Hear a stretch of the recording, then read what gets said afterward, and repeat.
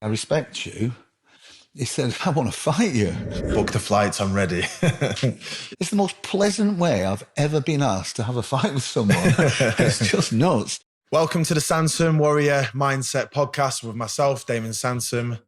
And it's me, Damon's father, Lee Sansum. Welcome, everybody. Glad you could watch. And we're just chatting about cool stuff about martial arts and all sorts of stuff, really, eh? Yeah, definitely. So business, personal development, all kinds of stuff. So today's theme, a little tagline for today, and we'll go into a few good funny stories, which I'm sure you're going to enjoy, is, what are the benefits to martial arts? Which martial art is the best? And also, what are the intrinsic and deeper meaningful benefits of martial arts? So yes, mate. So between us both, we've done many combat styles, ranging from Taekwondo, ITF Taekwondo, Olympic Taekwondo, Warrior Karate, kickboxing, point fighting, and also the extreme version of yourself doing the extreme version of combat is being on a roof in Somalia, with an AK in your hand. Yeah. Between us both, we've crossed the range of martial arts. Done a few bits over the years, Dave, and it's interesting because we've travelled all over the world. Yeah. We've seen a lot of these martial arts that are out there, met their instructors. Yep. I was world president of a large martial arts organisation. You remember a few years ago? Sicily, yeah. Well, it was headed in Geneva, and I travelled all over the world, meeting amazing people, and I think when you have an opinion on other people's martial arts, you're drawing reference to your own standards, aren't you? Your perceived standards, right? Yeah. When I travel around, I just look at the people doing martial arts and think, you know what? It's just really cool that you're doing martial arts. Yeah. But I went to India, how many years ago was it now? I've been there a few times. Would it be 2000 and would it maybe 13, 14? Maybe 17, maybe. Yeah. And we had all these Indian kids training with a really, really lovely man and friend of mine. Did you go out to did you go out to visit them in India? Did you fly out? Whereabouts? Yeah, I've always wanted to go, but I've never been. Mate, it's one of the most amazing countries. If anybody's been there, you'll probably agree with me. It's just on my bucket list. It's incredible. I'll go with you. Yeah. But so we went to Mumbai. I've been around various cities. We went to Mumbai, and it was just incredible. I was teaching these Indian kids on this one occasion. It was for their national team, and they did like it was karate, like Kempo karate version. Yeah, and I was doing a workshop on kumite, sparring, fighting, and they weren't the best, to be honest. And I quickly got my head around it. I really had to teach some really basic principles of that sport. Did you have your I've done it loads of times, when you have your lesson plan planned out, then you walk into the martial arts seminar you're about to take, and you watch them warming up, and you think, right, rip, spin, throw it. We are teaching the basics. Yeah, it's the same thing. I've done that tons of times, but it was interesting. All the black belts came up. There's loads of them, and I'm so happy to be there training. And I should guess for a Westerner, to go over there, it's not very common. So I was very privileged, and they weren't the best at all. But 10 out of 10 for excitement and effort. Yeah. But also when you haven't been hit before, it kind of puts you off anyway. So I didn't say anything. I just got on with it. And then after that, they said they did kata. Which I despised to do when I was a teenage boy. Yeah. And I've done kata with the Japanese, balance. And, I didn't particularly like it, but I found it challenging. And I said, oh, you do kata? Will you show me some kata? And they got up and showed me some kata. Oh, my God. It was amazing. Incredible. That was their thing. That was their bag. And you know what? There's nothing wrong with that, eh? No, I think, when you're younger and you're into, martial arts competition and you're striving to be a champion, then you can discredit other martial arts. And you're judging by their physical, physical skills and their, ability to compete. And I remember when I moved to Olympic Taekwondo from kickboxing and point fighting, and I joined Team GB in 2010. I didn't really have a high opinion of Olympic Taekwondo, and I just, that was my opinion, and it was my style was better than their style, but then again, you need the ego when you're a fighter to drive you. It's nice to let go of it, when you retire. So the first time I did Olympic Taekwondo was when I went to New York in 2009. So I'd been to Spain doing the summer season as a young lad, and then came back and then wanted to go away. I had a shoulder injury at the time, as you know. Yeah. And won a WKA Open kickboxing. This is before you went to the Olympic team? Yeah, before. Before, yeah. So won a WKA Open tournament with no training, straight from doing a summer season. And I won £300. And that paid me to go to New York to go and see your brother, my uncle. Yeah. And then I was over there for maybe, and Janine, sister. So I went over there, stayed with my sister first. Oh, Janine was living there, wasn't she? Yeah, Janine was living there. And then, stayed with Uncle Brant. So I wanted to train in New York, and I was thinking, I want to spar, I want to do some kind of martial arts. And sometimes when you're traveling different places, to get your style, to get what's going to benefit you can be quite tricky. So I was a points fighter. So went to this Taekwondo gym, and the guy welcomed me in, and I sat down in his office, and I was saying to him, I'm not here for long, potentially could come here a couple of times, but all I want to do is get some sparring. And what do you do? And he said, Olympic Taekwondo. I said, okay, is it points kind of? He said, kind of. So then I said, I want to just train tonight, and, if you pay you a little bit of money, and then that's it, just see how I get on. He said, what, you're from points fighting? But you've done continuous, haven't you? Yeah, done continuous kickboxing. Yeah, so I've done a bit, but never Olympic Taekwondo. And then he said, sign up for my, 1 month, $200 program. I said, no, you don't understand what I'm saying. I just want to do a bit of, I don't want to do classes every day, and I don't want to grade. I'm not here. On holiday. Yeah, I'm on holiday. So then again, you can do our, bi-weekly package for 100. I was like, no. And then I said, I would like to spar. And he says, do you want to spar? He said, okay, you can spar then. But he said, as long as I go with you first. He said that? The instructor, the dojo king. Here we go. The dojang king. Dojang.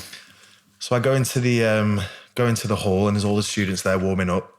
And at the time I was about 23, 22. Ex-WACO World Cup champion and World Team champion. How old was this dude? Old enough to know better. So we go into the hall, and then I'm putting on my top 10 foot pads, pretty thick pads, which we were used to using in the kickboxing. And then he looked and he said, "You don't need them." I said, because I'm not used to wasn't used to barefoot. Back then, Olympic Taekwondo was barefoot fighting, and that's how they do it. So I said, "Are you sure?" He went, "Yeah." I went, "Okay." So then all the students are training around me, and they're all kind of sparring, but looking at sensei or sir fighting this random dude.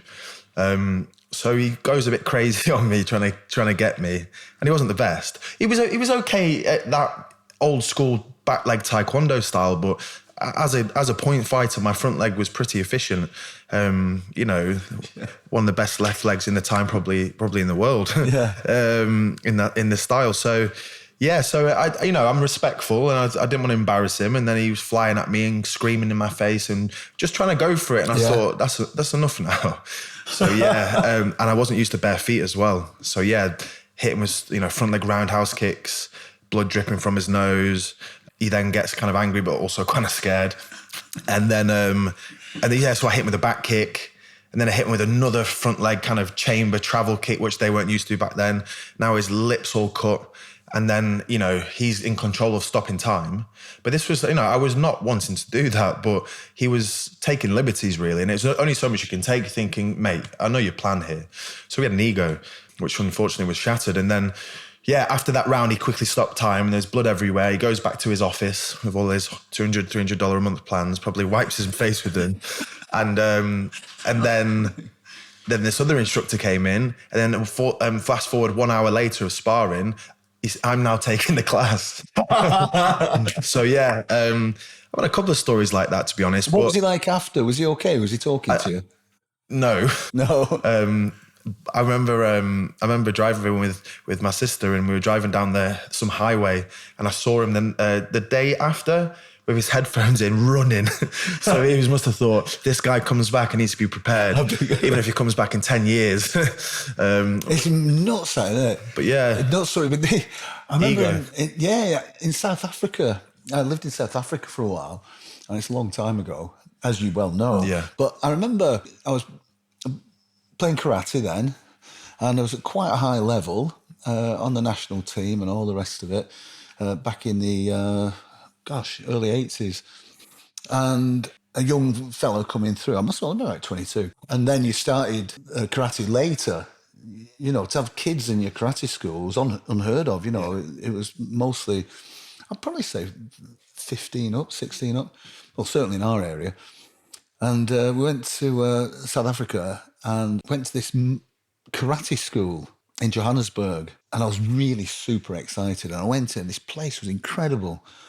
I won't say the name of this organisation because it's still going on. But I went in and it was a proper dojo. It was just incredible. And I looked in the door, there's people milling about.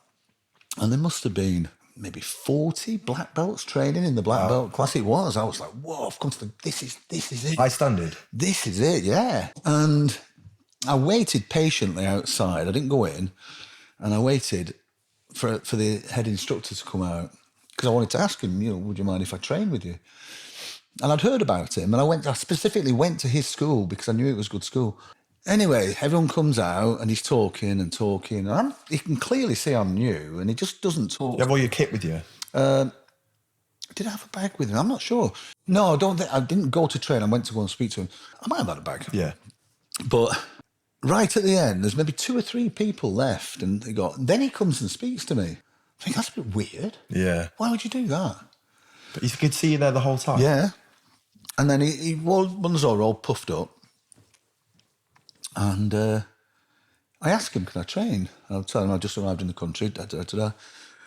He then goes on to lecture me for about 10 minutes plus. It seemed like a lifetime about how the UK was crap at karate, how South Africa was the best team in the world, but apartheid was on then, so they couldn't train with other nations. Yeah, yeah. You just couldn't do it because of all the embargoes on the country at the time. And on he went. Now, I know there were members of the British karate team had been over recently, kind of under the radar, and a couple of the black lads who were on the team, they couldn't even stay with the team. They couldn't even train with them at some venues because of the colour. Wow. And I think it really shocked them. What year was that? That was 80. That was probably about 81, 2, 3. He came from the UK to there and was not even allowed to train with... No, because there was a strict division of blacks and whites. You know, that's how the country operated. Yeah. You know, it had operated like that for years. So I think they came back and they were a bit shocked and said they'd never go again. So you had all that to deal with mentally as well, you know, which is incredible. Anyway, so when he finished, I walked out and I thought, I'm not going training there. It must have annoyed you. Yeah, but you think, is that how you're going to look after me? Yeah. As a student? Well, you're going to feel, you're not going to feel part of the team. You're going to be a target and an outsider. Yeah. I wasn't frightened, by the way, but I thought, I don't want to work with this guy.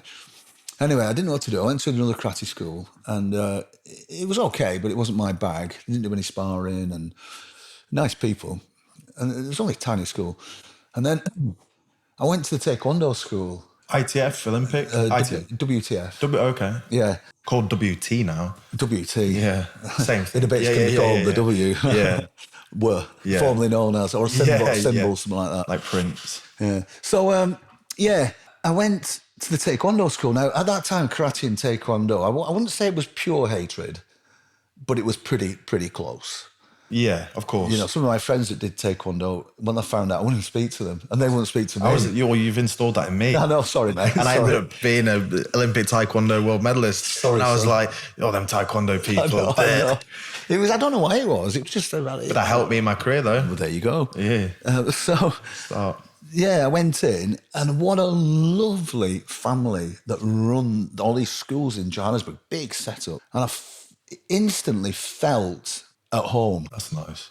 You know, and that's why what we do with our students when we come in, that's what we try and do, just engage them straight away. You know, you're with your family now, you know. And I did that and got onto the South African team, you know, and had a fantastic time there.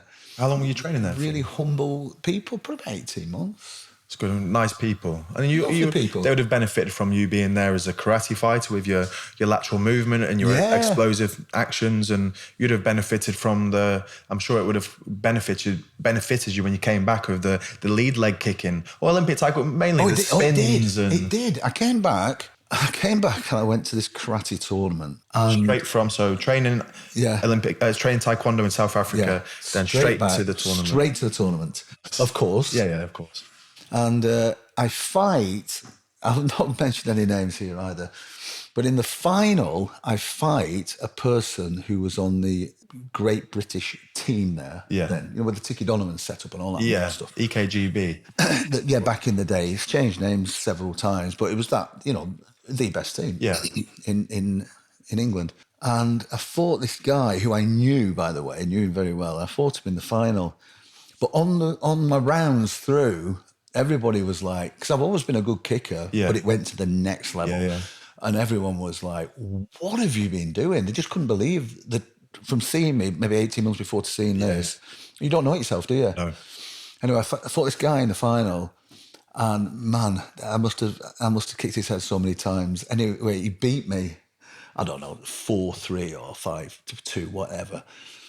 And at the end of it, came off, he said, mate, I'm really, really sorry. Oh, did he know he was he all lost? marked up as I hit him. But yeah, that was interesting. And all those lessons that you learn, if you learn those lessons and you don't buy into some of that BS, you use those lessons to improve your martial arts school as well, don't you? And yourself as a person. Yeah, I think for me, when I moved from kickboxing to Olympic Taekwondo, you know, I had this opinion of them, and you know, they can't punch, and you know, strange style. And it was at that time it was, you know, us versus them back in the day, even in the early 2000s, and it was, you know, you go to tournaments and it was Lao Gar, ITF Taekwondo, kickboxing, karate. So I think back then I was fortunate in my teenage years to still get a bit of that mix. So you fight an ITF guy, they're going to be only one leg. They can't punch unless they jump up and do this. Yeah. Which I don't discredit that, because I actually got hit with one of the jumping ITF punches as a teenager, and it dropped me for a second. I thought, angle on the chin, but I won the fight, obviously. But anyway, so and then when I went to Olympic Taekwondo, you know, when I saw them train and I saw the power, and they're very, very slim people, because, you know, it's a weight managed sport, and I walked in and they're all stick thin. And then when I started training with them, and I was fortunate enough to go straight from kickboxing to full-time training with the likes of, you know, Aaron Cook, Mohammed Cho, Martin Stamper. There's loads, Jordan Gale, Tony Grisman. There was a lot of kind Latalo, he wasn't at the start, but he came. Andrew Deere, Latalo Mohammed, some really quality people. Yeah. And, you know, it opened my eyes, and I thought, right, these guys can kick hard, you know, they're explosive, they're strong. Sometimes when you see an art from the TV or from YouTube, it's very different to seeing it in person. And when you see it, and the thing is with certain styles like Olympic Taekwondo, for example, you see it in the Olympics, and it's the same in a lot of martial arts, really. You're seeing them on stage at the biggest tournament over 4 years of preparation, and they're fighting someone that's equal standard.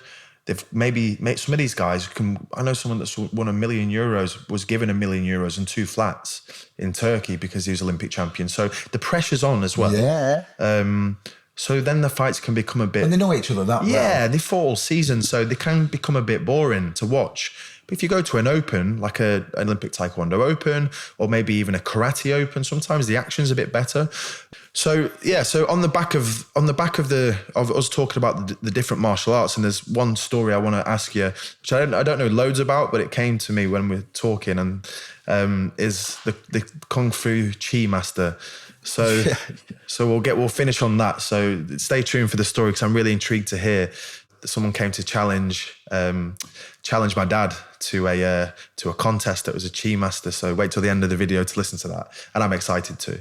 So So for me, coming from, world level points fighting, world level Olympic Taekwondo, to then coming back to teach Sansum martial arts up where we are in, Manchester, Elgin, Lossiemouth, Polton the Filed, Dufton, Keith, Forres. Yeah. So, we're kind of, within our schools, we've got many students. And for me, it was a very hard transition from being an athlete and coming back to teaching a white belt 5-year-old or, a 12-year-old orange belt. And I'm thinking, I'm used to this elite level and seeing seeing the level of you all. Technically, it's like, oh, it's a hole in my heart. Yeah. But then it's a process and us conversating and then understanding that for me, like I said at the start of the video, which martial arts is best. And I think, what we offer and the martial art that creates confident kids, the martial art that creates resilient kids, the martial art that the martial artists and instructors that go above and beyond their means to, talk to them about their issues and help them through life and help them go to college. So that is the best martial art. It's not just the punches and the kicks, but it's how well you can develop the person into a confident, brave human being that's ready to take on the world. Yeah. And for me, it's that's what I've started to understand more. I've got these students, not just a blank canvas physically to teach, not just to teach punches and kicks for competition or for self-defense, but a brain that you can mold into this confident, resilient person and give them the best start in life. Yeah.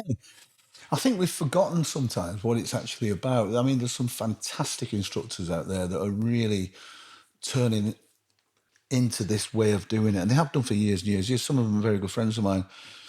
But sometimes when you're in a combat sport, you can just go a bit that way. Yeah. I know all societies are slightly different. All communities are different. Some are more violent than others. I get that. And I get that the skills that they need, can be slightly different. But like you say, confidence and just being pleasant, having a pleasant demeanour will get you through life. Just smiling and being able to be confident enough to say please and thank you and doing random acts of kindness for other people.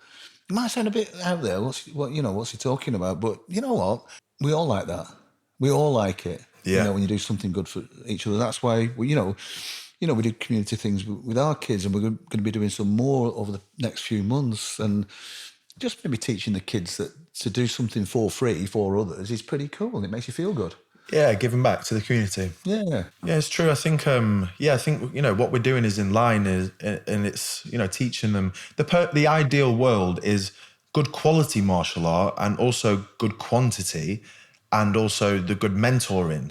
And some people might not have the quality of the combat style, but they're really good at the business and the confidence with the kids. Yeah. So, fortunately, I would say that we can tick all the boxes. And, like we said before, and I'm sure I mentioned it in episode 1, is that, you meet someone, a parent, out in a restaurant, and they come and say, thank you for giving my child the confidence to go to university, which we had recently. Yes, thank you for giving my child the confidence to, go and do football. So like again, I mentioned before, is that you don't say that spinning back kick has changed, little Johnny's life forever, unless he had to use it to defend himself. Yeah. So I think, yes, what is the best martial art? Then it's not just creating the physical adaptation, but also the mental. So moving on, I remember, to picture it, I remember I was about 14 years old and we're at our dojo in Elgin. And I remember I was training, it was a Saturday session, I could be wrong. I remember Kate saying, come with me, we're going to go out for a little bit. That's all I know. So to an extent. So it came to me today. So please elaborate. Yeah.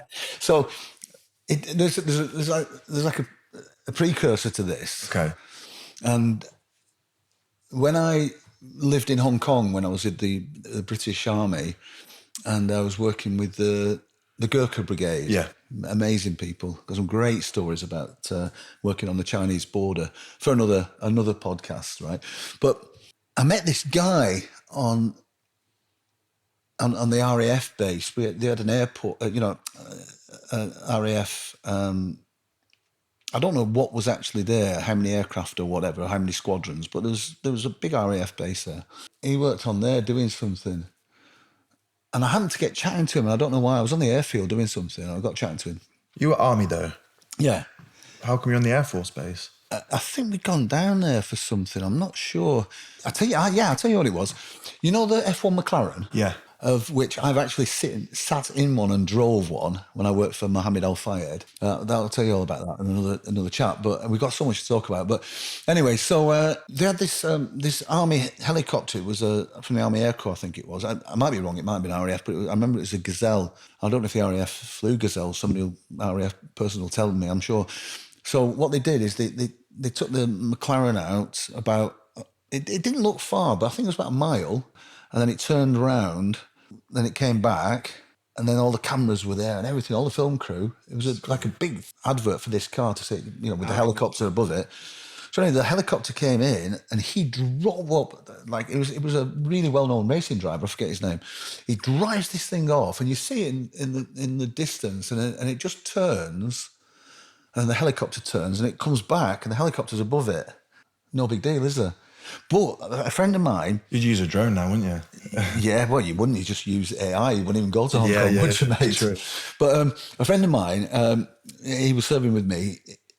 Something happened, and they said, do you want to have a go? Anyway, off he went, and he came back, but he did it without the helicopter. Okay. Just showed him, and he came back. He got out, he was shaking. That yeah, I can imagine. He was shaking, man. I said, what's up with you? He's just gone around there. He says, mate, see when we were going around that corner there on the thing, he said, we were going at 120 mile an hour. But you couldn't see, it was so far away. Yeah. Or something like that. Anyway, it shook him up. But anyway, I got talking to this guy, and he must have been about, I don't know, 5'4", maybe 5'5", and he was like that. Really thin. Lean or athletic or thin? No, he was athletic, but really lean. Like an endurance runner. Yeah. He was British, but he'd been out there all his life. So he had a really nice, tan and all the rest of the kind of stuff. Anyway, he found out I did martial arts, and he then began to tell me all about his martial arts and how good it was. And I was like, right, okay. And then he started telling me, and it was Kung Fu. And he taught at the university to hundreds of people. He was like is it a Sifu? Sorry. Like it's local? Yeah. Okay. In Hong Kong, where... I think Sifu, maybe. Sifu, and I don't know the ranks, so I'm sorry to all the Kung Fu people out there. And I know there's different types of Kung Fu as well. Yeah, we have many good friends in Kung Fu. Yeah, I've got lots of good friends in Kung Fu. He then told me he could put on this iron shirt of chi, and if you hit him, it wouldn't hurt him. And I'm like, thinking, because I've never experienced this before, I thought, yeah, really? But he kept telling me. Was he efficient? Oh, he was telling me. Opinionated? Very extremely. Okay. And dismissed me. Didn't even ask about, my karate or my kickbox. Didn't even ask. He didn't want to know. He just wanted to tell me that there's no way anything could hurt him. And then I started thinking, hang on. If this is true, if it is true, yeah, and I could find the secret to this. Could go back home and smash it. What? Yeah. Changed my life. Especially if you're out with a gun and bullets are bouncing off the chi. Mate, I don't think I'd test that. I said, right, okay, brother, give me the chi, man. So we arranged to meet, and I said, and you can show me, and will you teach me? Humble. Yeah, well, it'll take you a while, but I can teach you. Okay, right. And we arranged to meet in this gym on the military base. And he comes in and he's got his Kung Fu kit on, and I'm just there in my shorts and T-shirt, mate. And I took a strike shield with me. Yeah. Because I want to warm up. As you do. Always in the car. Always in the car. So I don't want to pull anything. And but I'm looking at him thinking, mate, I'm going to snap you in half, or I'm going to get a big shock. And I wanted the shock. Yeah. So he said, are you ready? And I said, well, yeah. Can I warm up first? So he said, why? I said, I don't want to pull anything, I do a lot of training and I just want to warm up and stretch. He said, yeah, okay. He's just watching me. And then I said, well, can you hold the strike shield so I can warm up because there's no kickbag in this gym or anything. So he says, yeah, okay. So he holds the strike shield. I start leathering it. Back leg roundhouse. Back leg roundhouse. Good old favourite, right? Yeah. And I'm left leg. Both legs. No, right leg's my Okay. strongest leg. Left leg's front leg. My right leg's my strongest. And I'm hitting it hard, man. And I could see him. Was it one of those strike shields where you have your arm? Yes. One where you just. No, you're holding it like this with your okay. arm in. And he goes drip white. As I'm hitting him, I'm almost lifting him off the floor. Yeah, bet. And he can't breathe. And he's like, so, and I said, right, okay, are you ready? He's like, I'm not doing it. My 20 years of learning is just crumbled. He says, I'm not doing it. And I'm like, okay, yeah, I really need to get going, or the page has gone or something. And off he went. I was disappointed. Yeah. Because I wanted to learn the chi. But I don't think that he contemplated anybody hitting him that hard. And in his experience of the people that he trained with, this is my conclusion, he'd never been hit that hard. No. They'd never been trained to hit that hard. Is this the warm-up story? Warm-up story. Anyway, so many years later... I'm escorted out of the gym. This time, a Kung Fu master comes in, and he's a very senior guy, and he comes in with his Sifu, and they've just been out in Beijing, I think, at a monastery for, I don't know, 6 months learning this stuff. And the stuff they'd been doing was incredible. And he came in and he said, Lee, I respect you. He said, I want to fight you. And I went, wow. How'd you do? I was like, wow, why? Why would you want to fight me? He says, because I trust you. And he said, I know what happens in here will stay in here. That's nice. And I thought, oh, cool. And I said to him, I'm not going to say his name. I said, I don't want to fight you. He says, look, I've been training for 6 months and I've been standing in ice fountains and this for like 10 hours at a time. And I've got my chi, man. You nailed it down. Yeah. Maybe he's been just thinking about this one moment and he's just been going and searching. And then he wakes up and he's like, book the flights, I'm ready. Straight to the gym. I'm ready to take on Lee. So, and I was honoured that he'd come to me, actually. So his Sifu was sat down. Nice guy. And he's very pleasant. It's the most pleasant way I've ever been asked to have a fight with someone. It's just nuts. So anyway, he gets on the mats with nothing. He says, you won't be able to hit me. I've learned the art of, you're not going to be able to hit me. I was right, okay. So I said, I'll just put my gloves on. So I put on the boxing gloves, those yellow ones, the sap ones. Sap ones, yeah. And I said, you're not going to put a gum shield in your hand. He says, I'm not going to get I'm not going to need one. Why not? I want a gum shield. I suppose that's... confidence. I love the confidence. Anyway. I love the confidence. In the end... No foot pads on. Were you not kicking? No, I thought I best not. Bare feet as well. I'll just do my hands. Just touch it. Just let him know that it's possible to get through the defense. The chi. So I'm just picking him off and I'm hitting him with the jab and that. And I'm going dead steady. And I could see him getting really perplexed. Why is this happening? Goes off, has a chat with his trainer, comes back on. Yeah, I'm ready now. Sent to myself. And I'm wanting this to stop. Yeah. Because there's now blood starting trickling down his nose and his mouth. And I'm just frequently touching him. I'm not hitting this guy hard. I wouldn't. And it's just not working for him. And I said to him, well, can we finish? I said, it's a good job I didn't do hands and feet. He went, that's it. That's what was missing. Oh, there wasn't enough coming at me. That makes sense. He says, do everything, it's going to work now. You probably think, I'm not making this when you saw it, did you? I didn't see it. I saw that. Did you see when you came back in? Yeah, it looked a bit... dishevelled. Yeah, dishevelled was the word, dishevelled. So I wish I think he cleaned up by then. So in the end, I'm hitting him with kicks, and he's still not stopping, and I'm really uncomfortable. So I just went with a big axe kick and hit him right in the head. With the heel? Bang! Or the flat of the foot? No, with the heel. Right in the head. Dosh. My favourite. Down. And he was a bit concussed. And I said, mate, please, enough. So he gets to off his hands and knees. And he looks at his Sifu. And I says to Sifu, mate, do you want to come and have a go? He's like, no way.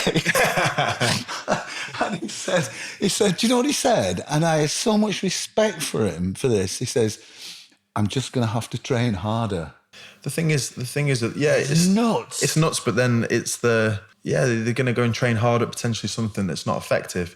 But I mean, It's not fit for that purpose. No, however, and we're still friends, you know. Yeah, I've got a lot of respect for this guy. Yeah, and I think massive respect for him to have the balls to come and to test it. And I'm sure with what we see today in today's day and age, there's a lot of martial arts, and now with social media, you could be easily outed, and there's people that hunt for them on Instagram, McDojo, Joe Rogan, and they out these people where people are running and they're doing this and they're. So I think it's a good thing. I believe in energy, as we do, and I believe that you can harness energy in your own way. And I've been in stadiums with thousands of people and harness my energy before you walk out there and compete. But in terms of creating a shield that you can't penetrate, I think with technology and everything nowadays, that's pretty much getting ironed out, which can probably save for people a lot of money and potentially safety. If you're getting brainwashed by this dojo in Arkansas, and you think you can stop anything, and you've had a few beers, and you go and think you can do X, Y, Z, and you could get really, really hurt. It's very dangerous, and especially when they're teaching that vibe of martial arts, and we've seen it all over the world, and they're teaching you to be tough and get your street, you do this, you do that, and you're like, whoa, stop. How about teaching these kids to be confident enough that even before the confrontation, they see it and walk away? Yeah. If it's in your face like that, well, you know what? Sometimes it's the will to live that will get you through. Yeah, training for street confrontations is fantastic, and I get it. And a few friends of mine do that, and they do it very, very well. And I've taught this all over the world, but I prefer to teach our kids, and we live in a beautiful place as well, by the way, just to try and avoid confrontation and see it come in. Yeah. And if not, well, you have got your martial arts skills. Yeah. You have got some good skills. But that's the subject of another chat, isn't it? Yeah, and to wrap that up, I think it's some good stories shared, many to come, and also highlighting the fact that martial arts has got a deeper meaning, and not only train the individual's physical attributes, but you have the opportunity to mold people into successful, confident and resilient people to give them a great start in today's world. Yeah, you can contribute to our communities. Yeah, perfect. Bang on, mate. So thanks for listening. We really appreciate you listening, and we're just sharing our stuff. We've got great stuff to come, but one of the best things is going to be Damon's idea. I was going to try and steal it, but I can't. What we're going to do is we're going to have a test. And the first person to test it is Cameron, the camera. And he stood back there looking at us, and he's smiling, and he's pretty confident. We talked to him the other day, didn't we? And he said, you know what, I can do this. So I said, yeah, right, here we go. So this is going to be really good fun. So what he's going to do is this is insane. He's going to let Damon kick him as hard as he can. And what we're going to do is have a look at what happens. Well, yeah, we're going to... He's going to put his chi on with his brain, and then we're going to see how strong the chi is for each guest that comes on the show. When I say chi, I mean Olympic Taekwondo body armor. So we're going to tie body armor, and we're going to do, it's going to, back leg roundhouse kick, very similar, ironically, to what you just told me, which I've never heard before. We're going to test a flinch response.